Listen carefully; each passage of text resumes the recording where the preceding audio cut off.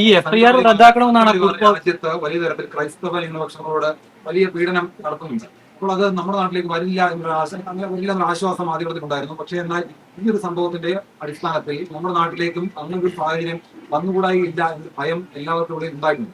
അപ്പോൾ അതുകൂടി ദൂരീകരിക്കപ്പെടണം അല്ലേ? അല്ല, നമ്മുടെ നാട്ടിലേക്ക് അത് വരത്തില്ലല്ലോ. നിങ്ങളൊക്കെ ഇവിടെ ഇല്ലേ?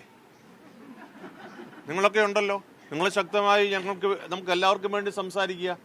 അത് ക്രിസ്ത്യാനിക്ക് വേണ്ടി മാത്രമല്ല, ഇവിടുത്തെ ഹിന്ദുവിനും ക്രിസ്ത്യാനിക്കും മുസൽമാനും മതമില്ലാത്തവനും എല്ലാവർക്കും വേണ്ടി സംസാരിക്കുമ്പോഴാണ് നമ്മുടെ കേരളം സാക്ഷര കേരളമായിട്ടും സുന്ദര കേരളമായിട്ടും മാറുന്നത്.